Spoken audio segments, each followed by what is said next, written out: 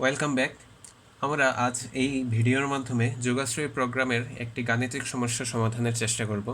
তাই কথা না বাড়িয়ে শুরু করে দিচ্ছি।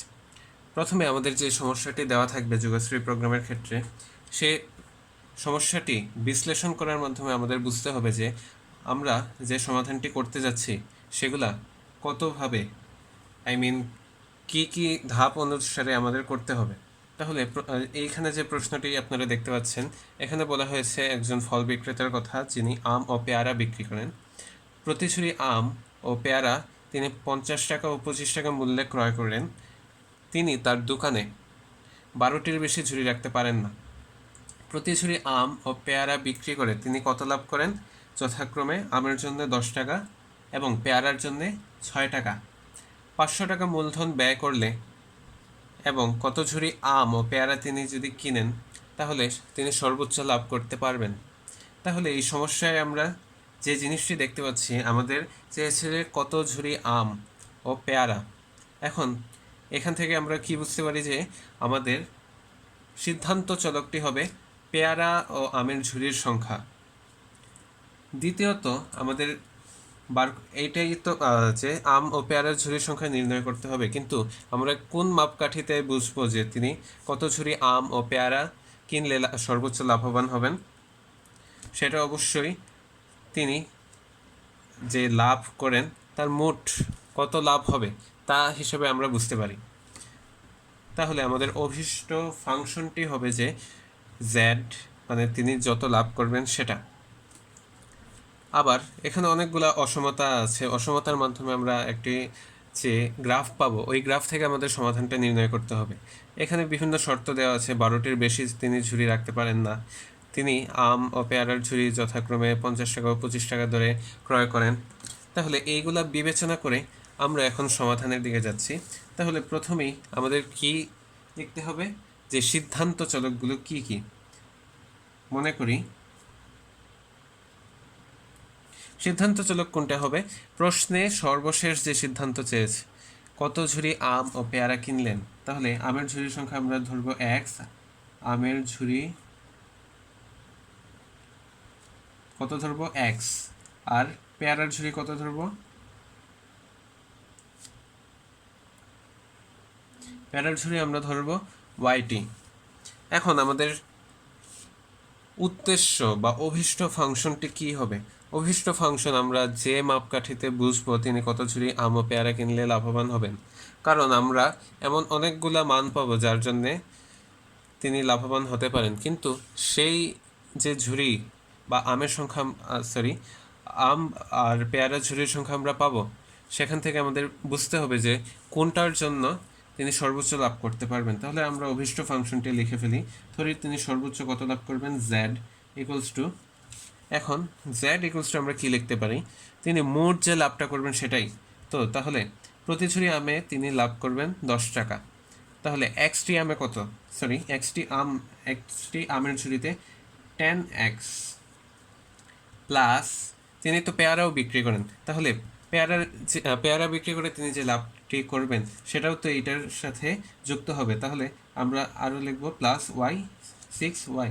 এটাকে আমরা 1 নম্বর সমীকরণ দিয়ে দিলাম। আচ্ছা, এখন আমরা দ্বিতীয় ধাপে চলে আসছি যে আমাদের অসমতা বা শর্তগুলো কি দেওয়া আছে। শর্তগুলো কি কি দেওয়া আছে দেখি। যে তিনি আম ও পেয়ারার ঝুড়ি 50 টাকা 25 টাকা ধরে কিনে, ওকে ফাইন। তিনি সর্বোচ্চ কত মূলধন ব্যয় করতে পারেন? তিনি সর্বোচ্চ 500 টাকা মূলধন ব্যয় করতে পারেন। আর আরেকটি শর্ত যে দেওয়া আছে সেটি হলো 12টির বেশি ঝুড়ি তিনি রাখতে পারেন না। তাহলে আমরা এখন এই শর্তটি আগে লিখবো যে 12টির বেশি ঝুড়ি রাখতে পারেন না। ঠিক আছে, x plus y less than or equal 12, এটাকে আমরা 2 নম্বর দিলাম। এখন আমি এখানে সমান কেন দিলাম? লেস দেন অর ইকুয়াল কেন? এখানে বলা হয়েছে যে 12টির বেশি রাখতে পারেন না, এর মানে এই নয় যে তিনি 12টা রাখতে পারবেন না। 12টা রাখতে পারবেন, কিন্তু এর বেশি হলে তিনি আর কমফোর্ট ফিল করবেন না। তাহলে পরবর্তী যে অসমতা, 500 টাকা মূলধন ব্যয়, তিনি সর্বোচ্চ 500 টাকায় মূলধন ব্যয় করতে পারবেন। ঠিক আছে, তাহলে আমরা এটি লিখি 500 টাকা। এই কি কি বিষয়? 50 টাকায় এক্সটি আমের ঝুড়ির মূল্য, 50x plus 25 into Y less than or equal 500। এটাকে আমরা 3 নম্বর অসমতা দিলাম। এখন আমরা গ্রাফ পেপার যে আঁকবো সেখানে তো অনেকগুলো অক্ষাংশ থাকবে, যে অক্ষাংশ বলতে যে quadrant, first quadrant, third quadrant, কিন্তু ফার্স্ট কোয়াড্রেন্টে সবগুলো মানই পজিটিভ। আমি ঋণাত্মক সংখ্যা আম কিনতে পারবো না, পেয়ারাও কিনতে পারবো না, তাই আমাদের সব কিছু ফার্স্ট কোয়াড্রেন্টে করা লাগবে। তাহলে আমরা ধরলাম এক্স ইজ গ্রেটার দেন 0 হবে এবং ওয়াই ইজ গ্রেটার দেন 0 হবে। এখন আপনাদের অনেকের মনেই প্রশ্ন থাকতে পারে যে আমি এক্স গ্রেটার দেন দিলাম কিন্তু ইকুয়াল কেন দিলাম না, ওয়াই গ্রেটার দেন দিলাম ইকুয়াল দিলাম না। এর উত্তর আমি পরে আসছি। তাহলে আমরা এখন আগে যাই, সমাধানে যাব। তাহলে আমাদের সমাধান করার জন্য কি করতে হবে? আমরা কিন্তু এই অসমতার গ্রাফ সরাসরি আঁকতে পারবো না। তাহলে প্রথমে এই যে শর্তগুলো আছে, এই শর্তগুলায় আমাদেরকে সরল রেখার সমীকরণ হিসেবে বিবেচনা করতে হবে। সরল রেখা না হয় বক্ররেখাও হতে পারে, কিন্তু এখানে যেহেতু আমাদের দুই চলক বিশিষ্ট আছে তাহলে বোঝাই যাচ্ছে যে এটা আমাদের সরল রেখা, এগুলার কোনো একের বেশি ঘাত নেই। তাহলে আমরা সমতা ধরে করব। সমতা ধরে আমরা 2 নম্বর যে অসমতাটি আছে সেটার জন্য আমরা কি লিখতে পারি? X plus Y equals to কী লেখা যায়? X by 12 plus Y by 12 equals to 1। এটাকে আমরা কত দিব? এটা দিয়েছিলাম 3, এটাকে আমরা দিব 4। এখন পরবর্তী যেটা ছিল সেটা হলো গিয়ে 50x plus 25y equals to 500, বা 50x by 500 plus 25y by 500 is equals to 1. 50, 1 and 10, x by 10 plus 25 দুগুণা 50, 20, y is equals to 1। এটাকে আমরা দিব 5 নম্বর সমীকরণ। এখন এই দুই সমীকরণ আমরা গ্রাফে প্লট করব। তো আমরা এখানে গ্রাফ পেপার আঁকলাম। আমি এখানে যে পরীক্ষায় আমাদের গ্রাফ পেপার দেওয়া হবে সেটা অনেকটা ছোটোই থাকে, তো আমি এখানে 2 ঘর সমান 1 একক ধরে নিয়েছি। আপনারা যে যেমন সুবিধা সেরকম করে নেবেন। তাহলে এই যে আমরা সরলরেখাটি পেলাম, এটা আমাদের পরিচিত সরলরেখা। কি? এক্স আর ওয়াই অক্ষকে যদি এ ও বি বিন্দুতে সরলরেখা ছেদ করে, তাহলে সরলরেখার সমীকরণ হবে এক্স বাই ওয়াই আর ওয়াই বাই বি এর যোগফল 1-এর সমান হবে। তাহলে এটার সাথে কিন্তু আমার মিলে যাচ্ছে, তাহলে আমরা এটাই দিব। এক্স অক্ষে কত? 12, ওয়াই অক্ষ 12 অক্ষাংশে ছেদ করেছে। তাহলে আমার এখানে গ্রাফে প্লট করা আছে 12, 12, আমি যোগ করে দেব।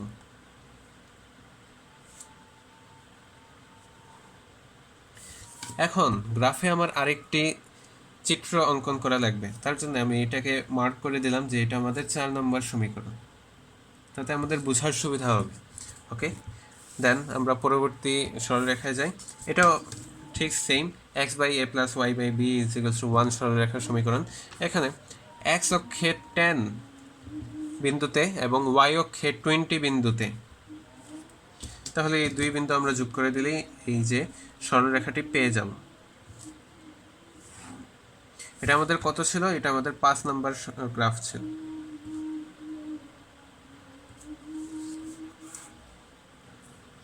এখন আমরা দুইটি সরলরেখার সমীকরণের জন্য গ্রাফ পেয়ে গেলাম, কিন্তু আমাদের সরলরেখা নিয়ে শুধু কাজ করলে হবে না, আমাদের কাজ করতে হবে যে অসমতা নিয়ে। তাহলে আমরা অসমতার গ্রাফ আঁকব। এখন দুটি সরলরেখার দুই পাশে 0, 0 বিন্দু আছে, দুই পাশে দুঃখিত, এক পাশে 0, 0 বিন্দু আছে। আমরা এই বিন্দুর সাপেক্ষে বুঝবো যে এই গ্রাফের সমাধান অঞ্চল কোন দিকে হবে। তাহলে এই যে 4 নম্বর সমীকরণটি আছে, সরলরেখার সমীকরণটি, সেটার জন্য আমরা কি করব? সেটার জন্য আমরা এই যে অসমতায় 0, 0 বিন্দু বসাই। তাহলে কি আসছে? 0 is less than or equal 12, equal না, 12-র থেকে 0 অবশ্যই ছোট, তাহলে এটার দিক হবে 0 যেদিকে বিন্দু আছে সেদিকে। আবার 5 নম্বর গ্রাফ যে সরলরেখার গ্রাফটি আমরা পেয়েছি তার জন্য আমরা 0 0 বিন্দু বসাই, সেটাও কিন্তু এই অসমতা স্যাটিসফাই করে। 0 অবশ্যই 500 থেকে ছোট, তাহলে এটার ডিরেকশনে হবে 0 যেদিকে বিন্দু আছে। এখন আমাদের হিসাব করা লাগবে যে সরল রেখাটি সমাধান অঞ্চল কি। সমাধান অঞ্চল এখানে দুটি সরলরেখা সাপেক্ষে আমরা বিবেচনা করলেই বুঝব। এই দুটি সরলরেখা এবং তার দিক, এখানে এই যে আমরা আবদ্ধ ক্ষেত্রটি পেলাম সেখানে জাস্ট এই 5 নম্বর সমীকরণের জন্য সিদ্ধ করছে, তাহলে এটা আমাদের নেওয়া চলবে না। এখানে যে আরেকটি ক্ষেত্র রয়েছে এটাও শুধু 4 নম্বর সমীকরণের জন্য সিদ্ধ করছে, তো এটাও নেওয়া চলবে না। অনলি এই যে ক্ষেত্রটি আছে 12 10 0 0 বিন্দু দ্বারা ঘিরে আছে, এইটা হবে আমাদের সমাধান অঞ্চল। আমরা যে সমাধানগুলো পাবো আমাদের এই অঞ্চলের বিন্দুগুলোর জন্যেই নিতে হবে, অন্য এর বাইরের বিন্দুর জন্য আমরা সমাধান যদি করিও সেটা কিন্তু যুক্তিযুক্ত হবে না। তাহলে আমরা যাই। এখন আমাদের দেখা লাগবে এখানে যে ক্ষেত্রটি আছে এটা কতটি বিন্দু আছে, যে 0 বিন্দু আছে একটি, 10 12। এখন 5 আর 4 নম্বর সমীকরণ কিন্তু এখানে ছেদ করেছে, এটাও কিন্তু এই সরলরেখা এই অঞ্চলের অন্তর্ভুক্ত। আমাদের কি বলা হয়েছে, যে অসমতায় বলা হয়েছিল যে আমাদের 12 যে সমানও হতে পারে, তাহলে এই সরলরেখার অন্তর্ভুক্ত বিন্দুগুলো আমার এই সমাধানের অন্তর্ভুক্ত হতে পারে। তো আমরা এখান থেকে বিন্দু বার করব যে এই সরলরেখা কোন বিন্দুতে ছেদ করে।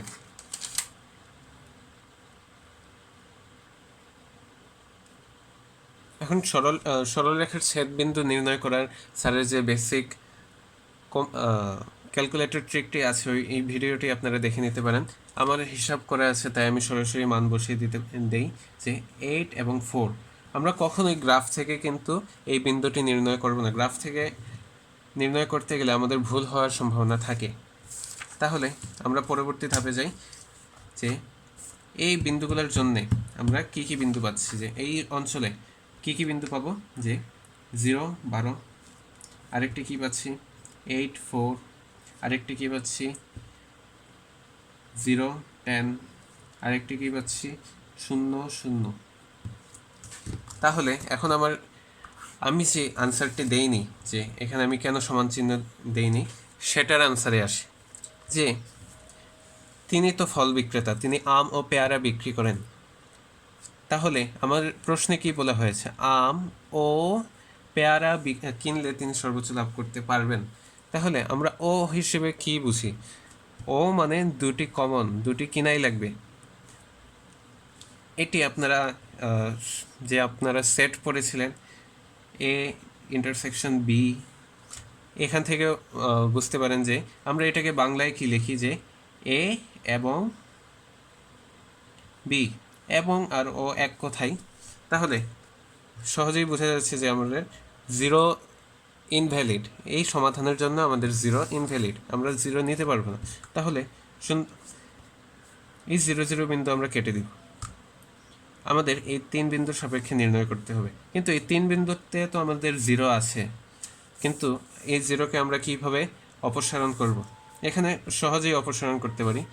এখানে একটি দেখেন যে আমার 10 আসছে, 10-এর অপর পাশে 12, আমাদের সমাধান অঞ্চল এই 10 বিন্দুর মধ্যেই সীমাবদ্ধ থাকবে, এর ডান দিকে আমরা যেতে পারবো না, কিন্তু বাম দিকে আমরা যেতে পারি, কারণ বাম দিকের যে বিন্দুটি আছে এটা আমাদের সরলরেখার অন্তর্ভুক্ত। এখন বাম দিকে যদি আমি এক ঘর যাই তাহলে আমরা কি পাবো, 9 পাবো। এখন 9-এর জন্য আমাদের এক্সের, দুঃখিত আমি এখানে একটু ভুল লিখেছি, 10 0 হবে। এখানে আমি যদি এক ঘর পিছাই তাহলে আমরা পাবো 9 9, তাহলে এক ঘর পিছালে আমাদের এখানে এক ঘর বাড়াতে হবে, যেহেতু চুরির সংখ্যা সমান রাখতে হবে। 9 1, আর এখানে কি হবে 1 11, কারণ আমি এক ঘর কমালাম, তো আমার এই সমাধান অঞ্চলের ভিতরেই আছে, তাহলে তাতে কোনো অসুবিধা নেই।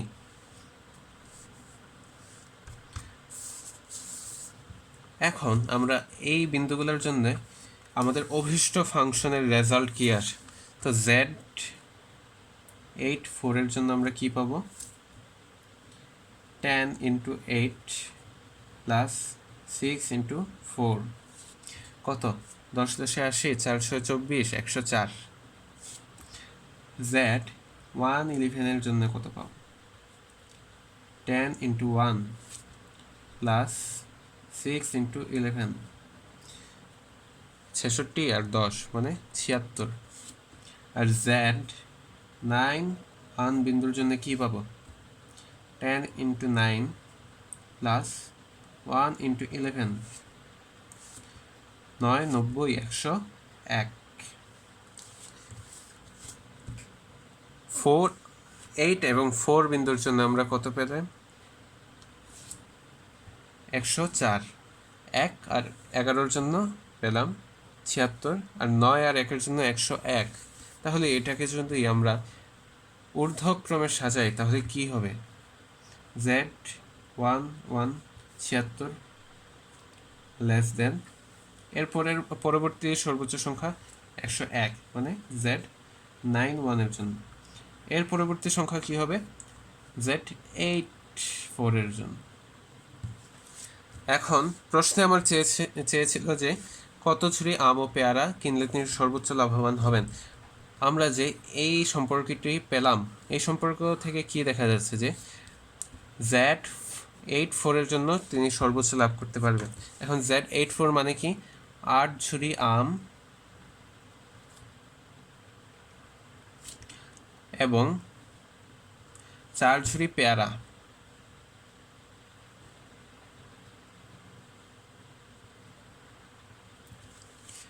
তাহলে আমাদের সমাধান কিন্তু এখানেই শেষ, যে আমরা বের করে ফেলেছি কত ঝুড়ি আম ও পেয়ারার জন্য তিনি সর্বোচ্চ লাভ করবেন, সেটা হলো 8 ঝুড়ি আম ও 4 ঝুড়ি পেয়ারা।